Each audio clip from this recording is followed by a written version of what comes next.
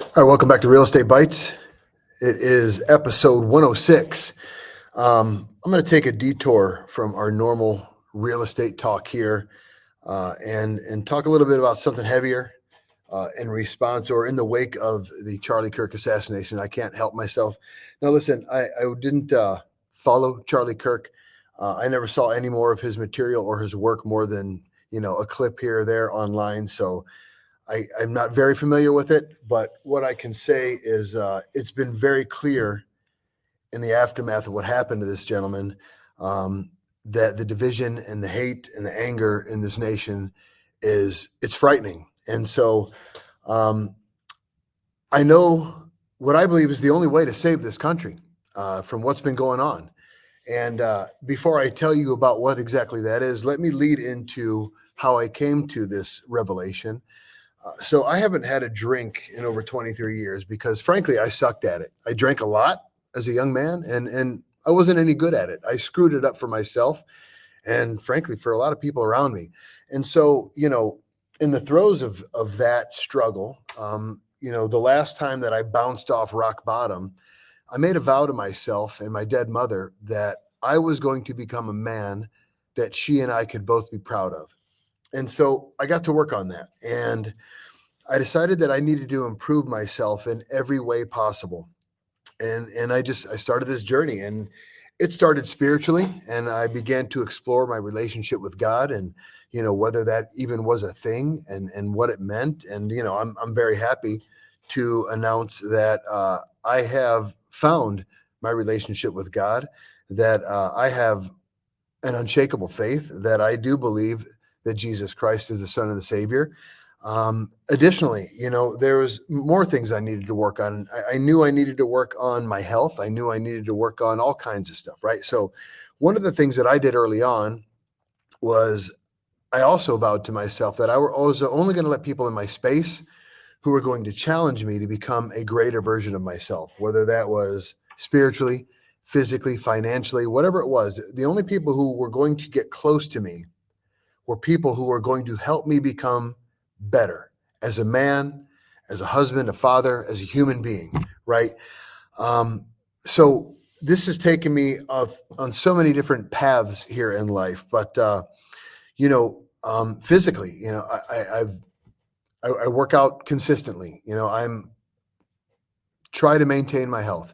As a provider, I'm consistently been seeking opportunities and relationships that are going to help me be a better provider for my family. Another thing about that too is, the capacity for loving myself and my fellow humans has been something that's been very important. I've been trying and attempting to grow that, but even in that regard too, a part of my development has been, if I want to be a greater person, a greater provider, I also need to be a greater protector. It's caused me to seek training on the ability and the proficiency of using the pistol that I carry every single day, right? In every aspect of my life, I am trying to become a greater version of it. And in that pursuit, right, it has allowed me to become a greater vessel for love for myself, first and foremost, because without that, I don't have the ability to express it and provide it to those that are around me. Okay. But it has also allowed me to have a greater capacity to love those people around me. By the consistent pursuit of becoming a better version of myself, it has allowed me to share this with other people and to help other people find it within themselves. Let me circle around to that a little bit later on. So where does it begin? Okay. It began with a couple things. Number one, I needed to take a very critical look at myself and understand where my weaknesses were, where I was coming up short. Early on, it was pretty easy. Like being a drunk meant I was no good. And it was pretty obvious. That was the first place I needed to start. But, it started with, and it continues where I'm cataloging, where I'm deficient as a person, as a human, right? I know some of my biggest problems that I have now that I battle against every single day. I'm impatient. Okay. I'm a little overconfident, right? These leads me into problems. When I am busy, when there's stress, I tend to work with haste and I make mistakes. These are some of the bigger problems I have. Physically, I'm addicted to sugar. This is a battle that I'm going on every single day right now. I am addicted to sugars. And I think if I didn't work out the way I worked out, I would probably be pre diabetic, if not diabetic, because of my struggles with diet.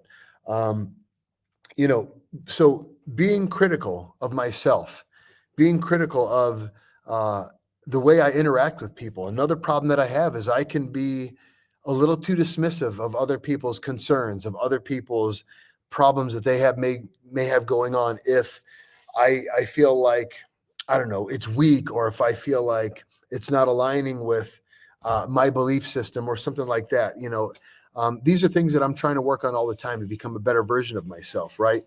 But that is the key. If we want to make things right here in this country, it starts with me and it starts with you taking a critical look at ourselves and really determining, am I who I should be? Before I criticize the world around me, am I that man or that woman that is every bit of what I aspire to be and aspire to see in the world around me, in my community? And if I'm not, maybe before I criticize, I need to get to work on myself. Okay, this is the only way things change without some real drastic shit going on that's absolutely horrific, right? Um, it's by fixing ourselves first and foremost. And then as we better ourselves, inspiring the same in others. And it works.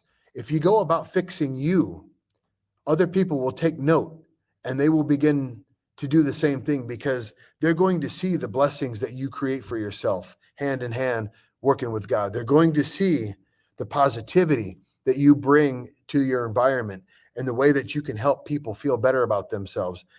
The only reason I know this is because I've had people come and tell me that I've been positive in their lives and I've helped them see things a little bit differently, and I help them to make changes. And you know what?